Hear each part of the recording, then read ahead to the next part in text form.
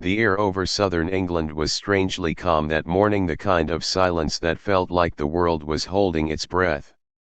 18-year-old Flight Officer Daniel Hayes stood by his Spitfire, the polished metal of the aircraft reflecting the pale sun. He had slept barely 3 hours, his dreams filled with the roar of engines and the smell of burning fuel. Now, as he pulled on his leather gloves, he looked toward the horizon, where a thin line of cloud stretched like a scar across the sky. Somewhere beyond that line was the enemy, the German Luftwaffe, and they were coming. The summer of 1940 had turned the English countryside into both a postcard and a battlefield. Green fields lay beneath skies streaked with white contrails, the ghosts of aerial duels fought miles above. Daniel had joined the Royal Air Force straight out of school, full of excitement and pride. But after a month of combat, he had seen things that no young man should. The romantic notion of war had long burned away in the heat of dogfights and the screams of radios filled with static and fear. "Morning, lad," said Sergeant McAllister, the ground mechanic, his hands black with oil as he checked the Spitfire's landing gear. "She's ready for another dance." Daniel nodded, forcing a smile. "Let's hope she leads." McAllister grunted. "Just make sure you come back so I don't have to polish her for someone else." Daniel tried to laugh, but the sound caught in his throat. Every pilot knew what that meant. Pilots didn't have graves, only empty bunks and quiet toasts at the mess hall. At 9:15 a.m., the scramble bell rang. A shrill, metallic alarm that sliced through the quiet morning. Pilots dropped their mugs of tea and sprinted toward their aircraft. The airfield erupted with life, engines roaring, wheels screeching on the runway, shouts echoing over the din. "Bandits inbound, 40 plus, heading southeast from the channel," came the control tower's voice over the radio. Daniel climbed into his cockpit, the tight space already warm with the smell of fuel and oil. His gloved hands moved quickly, almost automatically. Canopy closed, throttle open, propeller spinning. The engine came alive with a deep growl that vibrated through his bones. He glanced at his Squadron Leader Whitmore, who gave him a thumbs up. Within moments, 12 Spitfires took to the sky, their silver wings glinting like blades. As they climbed through the clouds, the white cliffs of Dover slipped beneath them, beautiful and distant, like a promise of home. Above 15,000 feet, the world was nothing but blue sky and sunlight, but Daniel knew that death was somewhere within that brightness. "Blue 2, form on me," Whitmore's voice crackled in his headset. Daniel adjusted his formation, his eyes scanning the sky. Then he saw them, dark specks on the horizon, growing larger by the second. The Luftwaffe. Dozens of German bombers escorted by sleek Messerschmitt fighters. The radio came alive with orders. "Break! Break!" someone shouted. The calm sky exploded into chaos. Daniel dove into the fight. His Spitfire shuddered as he pressed the trigger, the wings spitting out streams of tracer bullets. A Messerschmitt flashed past, trailing smoke, but there was no time to watch it fall. Another fighter appeared from above, firing bursts that rattled Daniel's canopy. He rolled sharply, the G-force pressing him into his seat, his heartbeat thundering in his ears. For a moment, all he could see was sky and cloud and fire. "Blue 3's hit. He's bailing out," a voice cried over the radio. Daniel turned in time to see a parachute bloom, small, white, and terribly fragile against the vastness of the sky. Below, a bomber exploded, scattering debris like ash. Minutes felt like hours. The air battle twisted and turned, each pilot fighting not just the enemy but exhaustion, fear, and gravity itself. Daniel's ammunition was running low, his fuel gauge dipping. He spotted a lone German bomber limping toward the channel and went after it. He lined up his sights, squeezed the trigger, and saw the bomber's right engine burst into flames. The enemy plane began to fall, slow and graceful, like a dying bird. For a moment, Daniel thought he saw faces in the cockpit, young men, not much older than him. Then it was gone, swallowed by the sea. When the radio finally crackled with Whitmore's voice, "All units, return to base," Daniel realized his hands were trembling. His uniform was soaked with sweat, his mouth dry as sand. The adrenaline faded, leaving only exhaustion and the heavy, hollow ache of survival. He turned his Spitfire toward home, the sunlight glinting off the wings that had carried him through another day. Back at the airfield, the survivors gathered near the hangar. Out of 12 aircraft, only 8 had returned. McAllister ran up as Daniel climbed down from his plane. "You all right, lad?" he asked. Daniel nodded, though his eyes were distant. "Blue 3 didn't make it," he said quietly. McAllister's face hardened. "He'll be another name on the board tonight." Then, more softly, "But you brought her home again. That counts." Later, in the mess hall, the pilots sat around a wooden table, their faces lit by dim lamps. Someone played a scratchy record, a slow jazz tune that didn't quite drown out the silence. They drank their tea, or whiskey if they could get it, and stared into nothing. The empty chairs were louder than any conversation. Squadron Leader Whitmore raised his glass. "To the few," he said. It was a phrase Churchill had used in his latest speech, but it felt different here, heavier. The men repeated it softly, their voices tired but steady. "To the few." After midnight, Daniel walked out onto the airfield. The night was cold, and the sky was clear, full of stars. He looked up at them and thought of the pilots who hadn't returned, their Spitfires burning somewhere in the channel, their last thoughts lost to the wind. The stars seemed to shimmer more brightly, as if they were listening. He reached into his pocket and pulled out a small photograph, his mother and younger sister back in London.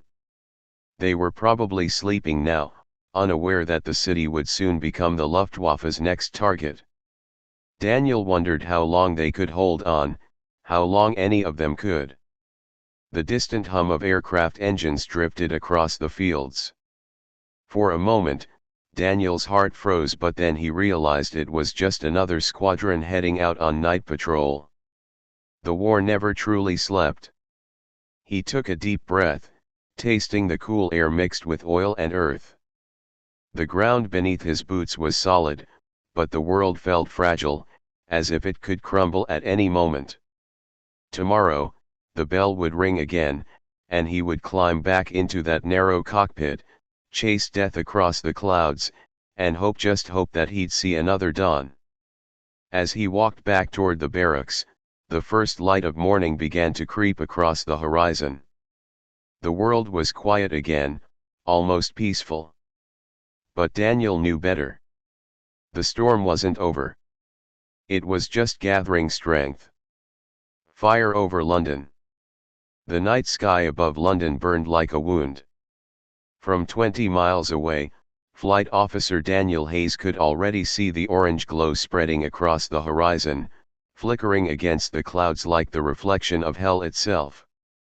His squadron had been scrambled at dusk. The Luftwaffe had shifted its attacks from airfields to the cities now, and the capital was their prime target.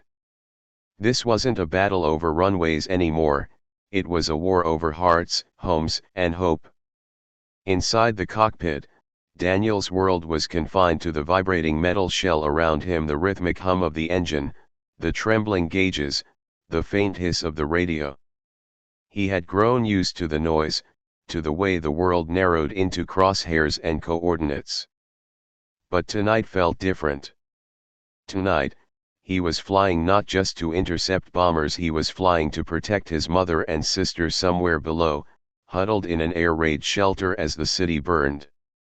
"Eagle Squadron, this is Control," came the voice in his headset. "Raid approaching London from the southeast. Estimated 40 bombers with fighter cover. You are cleared to engage." "Copy that," Squadron Leader Whitmore replied calmly, though his tone carried an edge. "Let's give them something to remember." As the squadron climbed higher, the dark clouds began to pulse with light bursts of flak from anti-aircraft guns rising from the ground like angry fireflies. The city below glowed in patches where fires had already taken hold, spreading through rows of houses, shops, and factories. From up here, it looked almost beautiful, a terrible, mesmerizing beauty that made Daniel's chest tighten. Then came the bombers. Massive Heinkel formations, their engines droning like thunder, surrounded by darting Messerschmitt fighters. The Spitfires plunged toward them. The radio filled with shouts, static, gunfire. Daniel picked his target, a bomber breaking from formation, and dived. Tracers ripped through the dark, flashing red and gold. The German gunners fired back, bullets shattering the night around him. One round cracked against his canopy, glass splinters stung his cheek. He ignored the pain and kept firing until the bomber's wing burst into flame. It began to tilt downward, spiraling toward the glowing streets below. "Good hit, Blue 2. Whitmore called. "Watch your 6, you've got company." Daniel twisted the Spitfire hard, feeling the strain in his arms as a Messerschmitt swept past, firing a stream of bullets where he'd been a second ago. He banked sharply and looped behind it, the two planes circling each other like predators. At this altitude, the air was thin, every breath sharp in his lungs. The German pilot tried to dive away, but Daniel stayed on him, closing the gap. He pressed the trigger, one burst, then another, and the Messerschmitt exploded in a flash that briefly lit up Daniel's canopy. For a heartbeat, everything went silent. Then the sky roared again. Down below, London screamed. Bombs fell in steady waves, tearing through streets Daniel had walked as a boy, bakeries, schools, tram lines, all disappearing into smoke and rubble. The city was bleeding, but it refused to die. Even through the roar of engines, he could hear the faint, haunting sound of the air raid sirens rising over the chaos. "Blue 2, low fuel," came Whitmore's voice. "Return to base." Daniel hesitated, looking down at the inferno below. His heart pounded against his ribs. He wanted to dive, to stop every bomb, to fight until the sky itself gave out. But he knew the rule: save yourself today so you can fight tomorrow.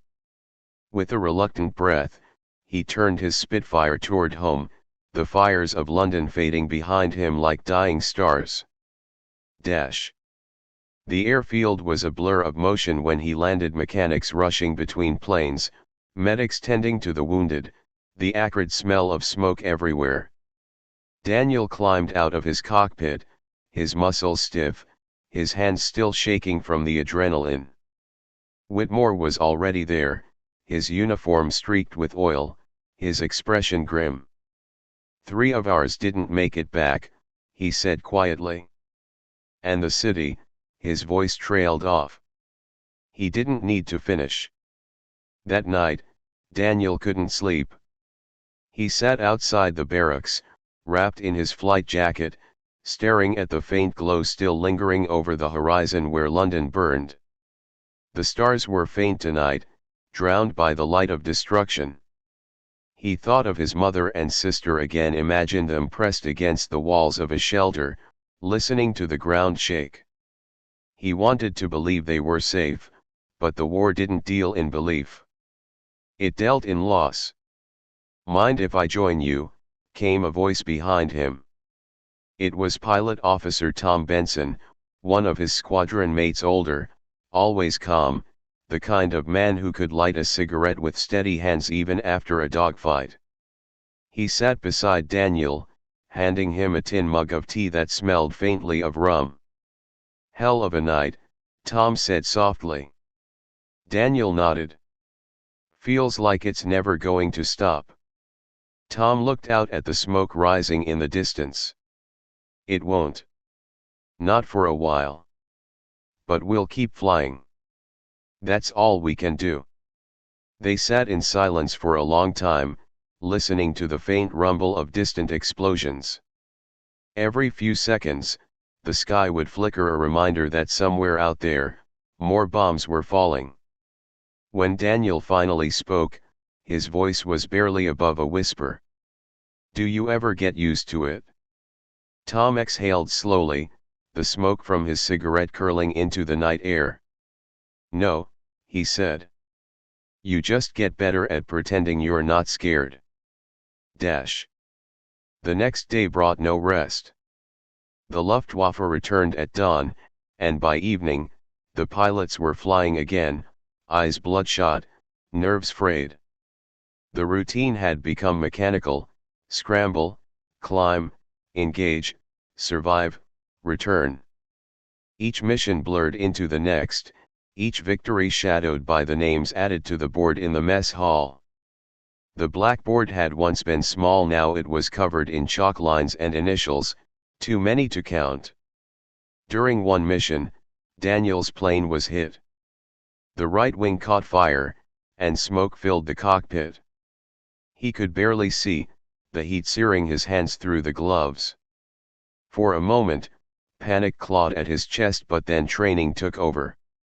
He leveled the plane, cut the fuel, and aimed for an open field near the coast. The landing was rough, the Spitfire skidded, bounced, and came to a stop in a shower of dirt.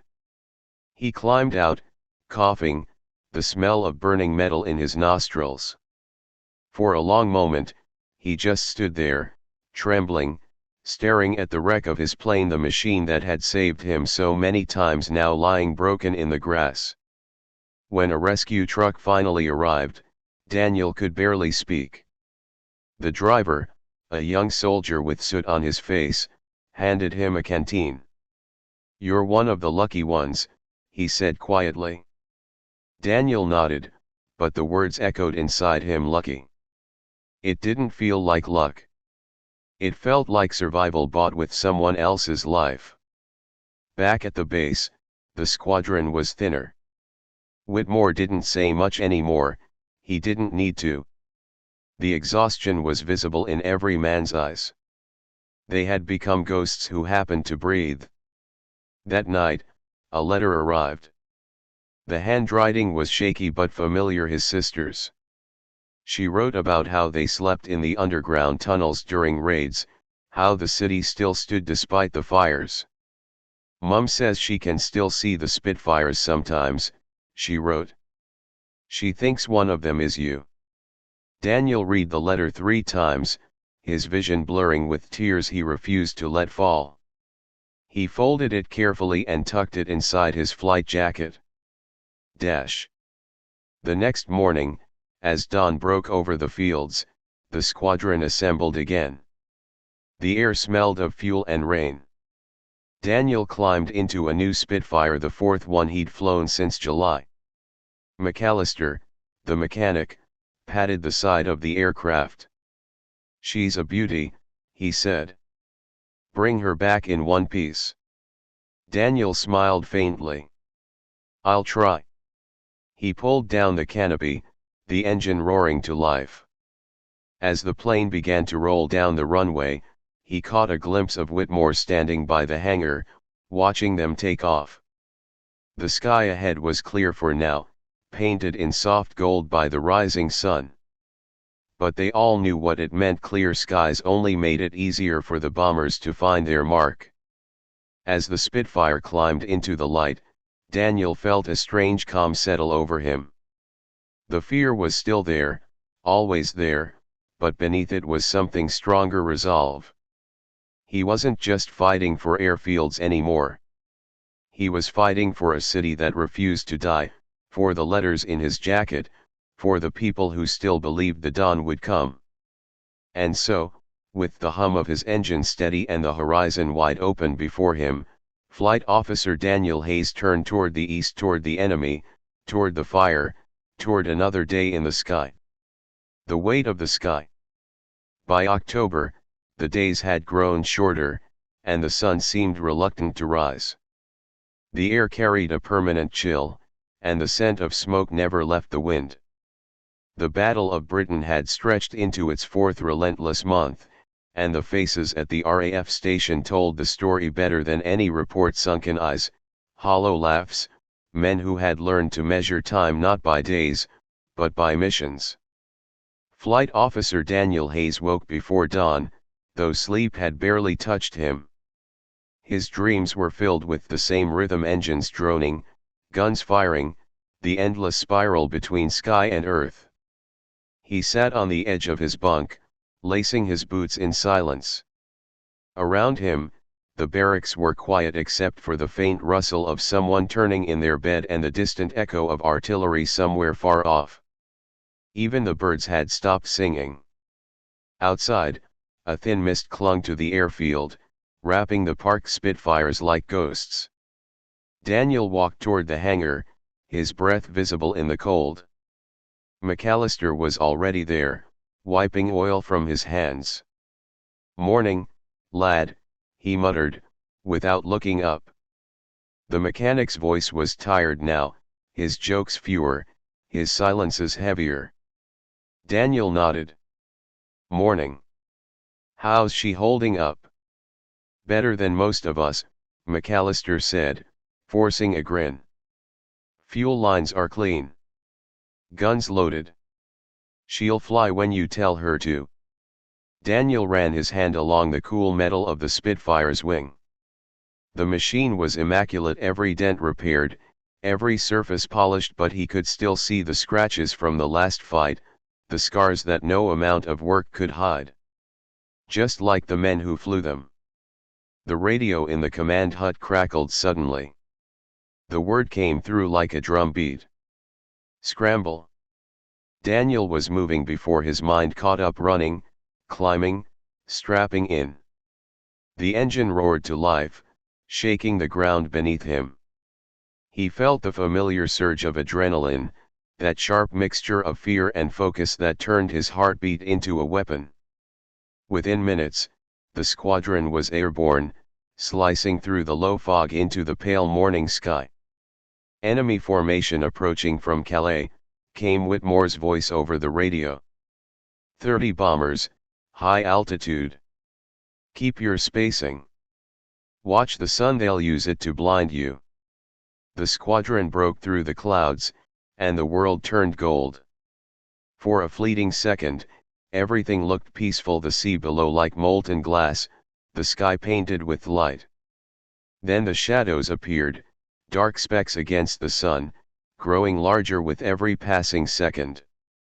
"The Luftwaffe." Whitmore's calm tone cut through the static. "Engage at will." The Spitfires dived. The air screamed as they fell into formation, the wind tearing against the fuselage. The first bombers came into range, massive, lumbering shapes, flanked by sleek Messerschmitt fighters. Daniel opened fire, the recoil shaking his arms. Bullets ripped through the sky, and one bomber's engine exploded in a bloom of flame. Another returned fire, a spray of tracers slicing past his wing. "Blue 2, break left," Whitmore shouted. Daniel rolled just in time, the world flipping upside down as a fighter shot past his tail. He pulled hard on the stick, looping behind it. The German pilot tried to escape into cloud cover, but Daniel followed, the two planes twisting through mist and sunlight. He lined up the shot and squeezed the trigger. A clean burst, a flash, then silence. The Messerschmitt dropped like a stone, vanishing into the clouds below. Daniel exhaled, his chest tight. There was no triumph in it anymore, only relief that it wasn't his plane burning, that his name wouldn't be written in chalk tonight. He scanned the sky, searching for Whitmore's signal flares. But the radio was chaos now, filled with shouts, screams, static. "Mayday! Mayday!" someone cried, then nothing. Through the haze, Daniel saw one of their own Spitfires spiraling down, smoke trailing behind. The pilot didn't eject. Daniel watched helplessly as the plane struck the sea, a single splash swallowed by waves. He clenched his jaw, forcing himself to look away. There was no time for mourning in the air. You carried it inside and learned to fly with the weight. By the time the order came to disengage, the sky was littered with drifting smoke and debris. The Germans had turned back toward France, leaving the British coast scarred but still standing. Daniel's fuel gauge was near empty as he guided his plane back toward the base. He landed roughly, the wheels skidding over wet grass, the aircraft bouncing once before stopping. When he climbed out, McAllister was waiting. The mechanic looked him over quickly, relief flickering across his face. "You all right?" Daniel nodded, unzipping his jacket. "We lost Benson." McAllister said nothing. He simply turned and walked toward the hangar, shoulders heavy, like a man carrying too many ghosts. That evening, the pilots gathered in the mess hall. Rain tapped softly against the windows, a sound too gentle for the world they lived in. The blackboard stood near the door, its surface smudged with chalk dust. Another name had been added.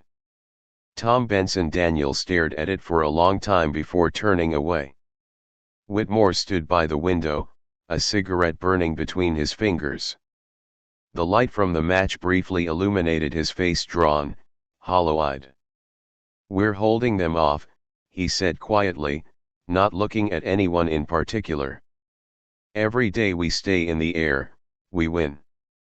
No one answered. They all knew what he meant, that the victory wasn't about ground gained or enemy losses. It was about endurance. Survive today, fight tomorrow. Later, Daniel found himself alone in the hangar. The rain had turned to a steady downpour, drumming against the roof. He sat beneath the wing of his Spitfire, listening to it. The hangar smelled of oil and metal and damp earth, oddly comforting. He took out his sister's letter again, the paper soft from being folded so many times. Her words seemed to echo louder now. Mum says she can still see the Spitfires sometimes. She thinks one of them is you. He closed his eyes, imagining them standing outside the shelter during a brief lull, watching the skies. Maybe that was enough to know someone was looking up, believing he was there. The hangar door creaked open.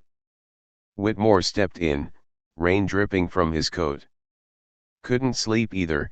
he asked. Daniel shook his head. "Too quiet?"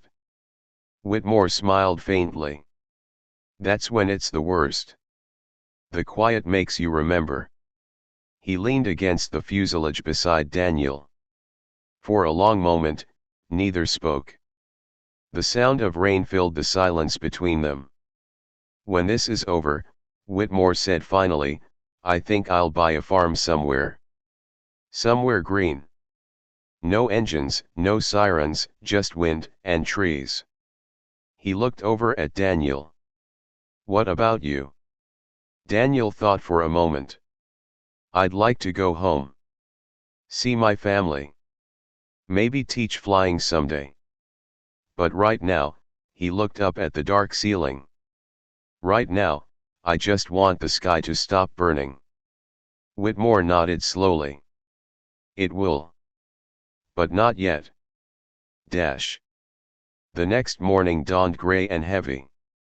A faint drizzle clung to the ground, turning the airfield into a mirror of mud and puddles.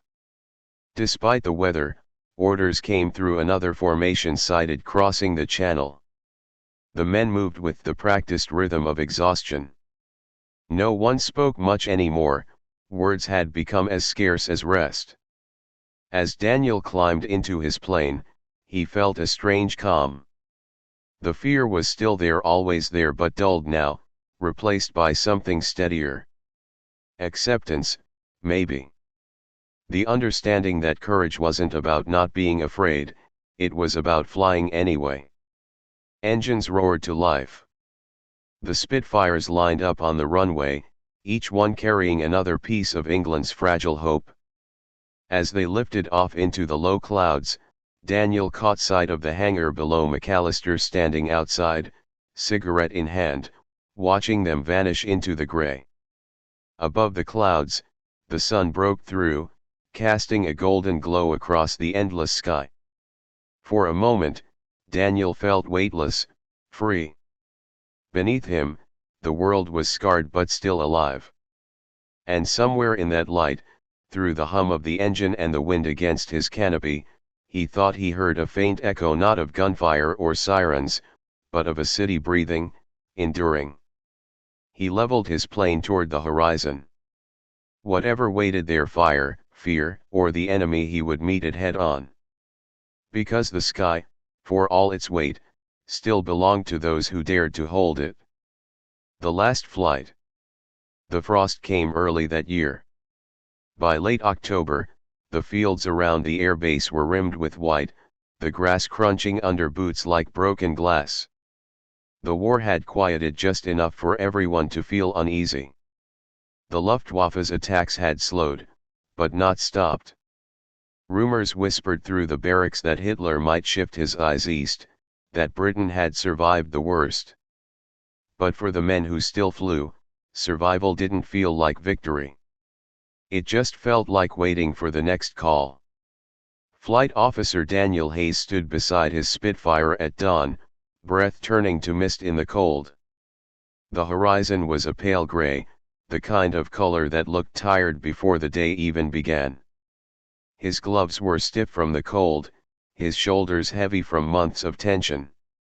He had lost track of how many times he'd flown, how many times he'd landed. Every flight now felt like an echo of the last engines roaring, sky spinning, fire and silence. McAllister appeared from behind the wing, rubbing his hands together for warmth. "Morning, lad," he said, his voice raspy. He looked older than he had a month ago. They all did. "Word is, this might be it. Big push coming across the channel.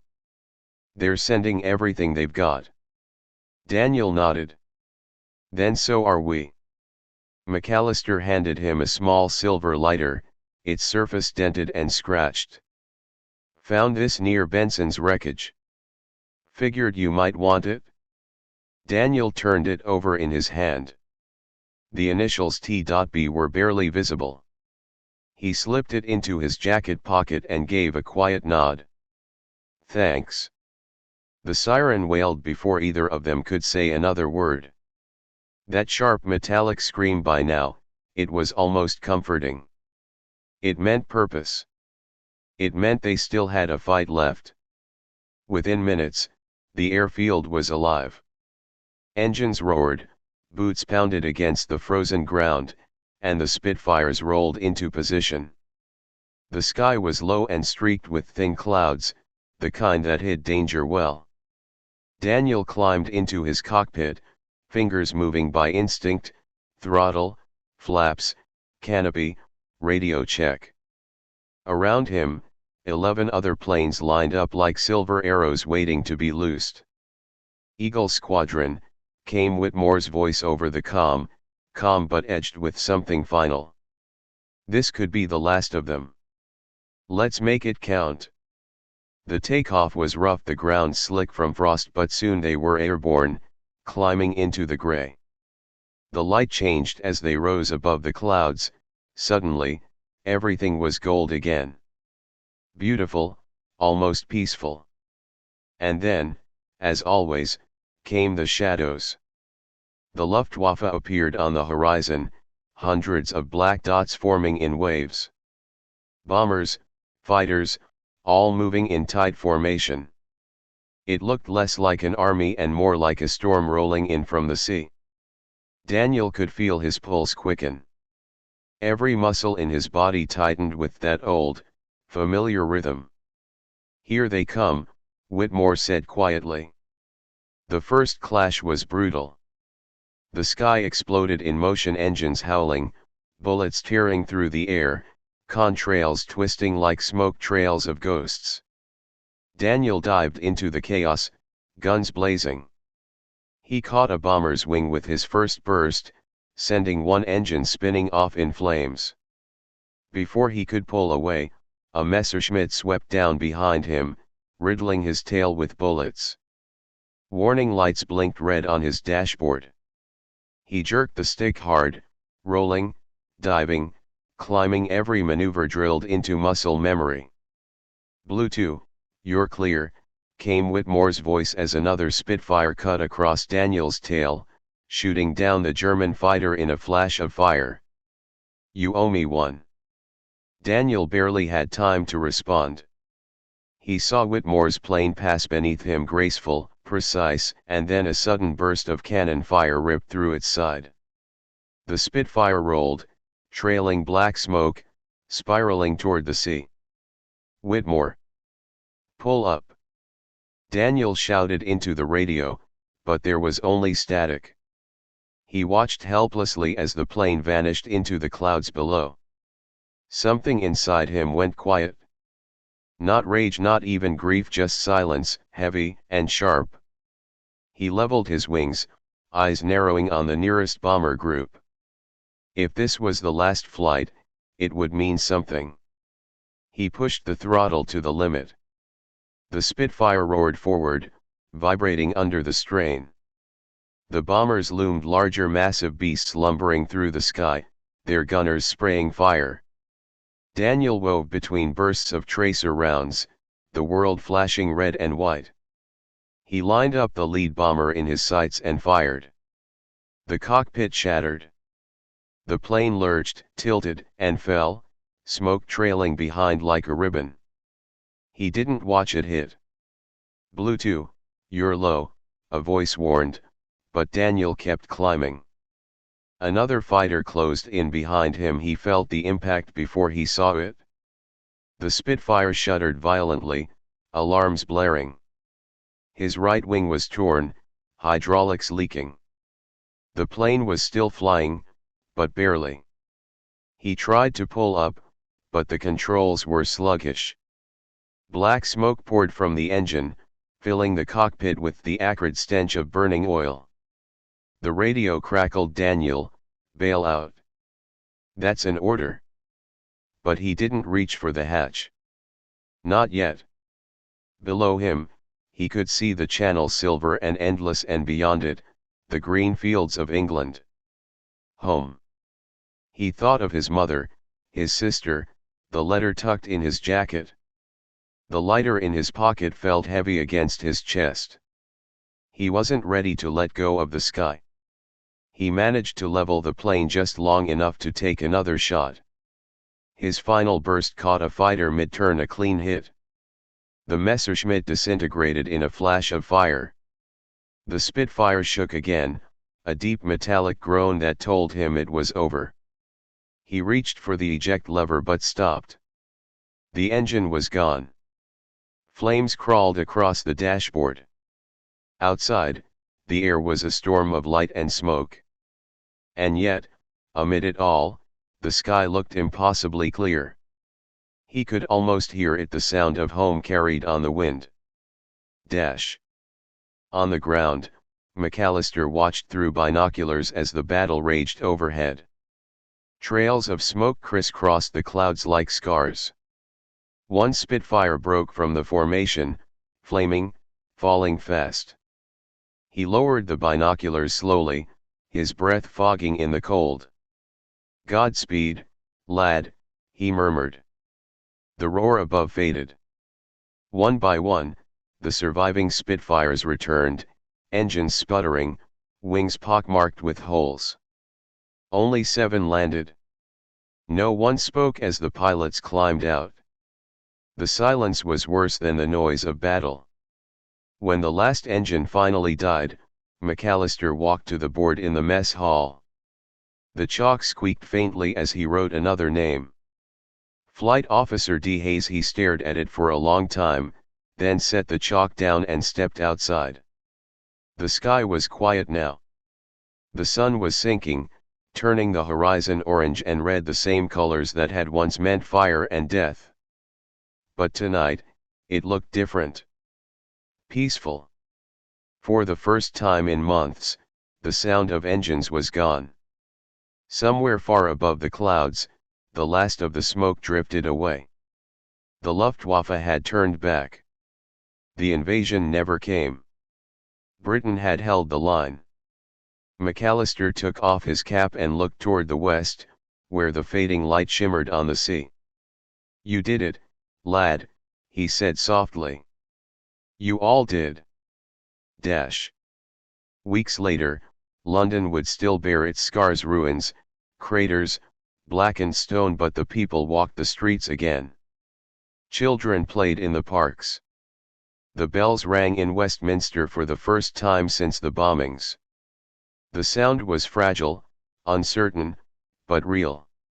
A letter arrived at the airfield one winter morning, addressed simply to the squadron. It was from Daniel's sister. She thanked them for keeping the skies clear, for giving the city its mornings back. "Mum says when the clouds part," she wrote, "she still looks up and swears she can hear the planes. She thinks one of them is him." McAllister folded the letter and placed it beside the lighter on his desk. He looked out at the hangar where a single Spitfire stood under a canvas sheet, silent but unforgotten. Outside, the frost sparkled under a pale sun. The war wasn't over, not yet, but the sky, at least for now, belonged to them again. And above that quiet airfield, where the wind whispered through the clouds, it was said that if you listened hard enough, you could still hear it. The faint hum of an engine, the echo of a young man who refused to fall before the dawn.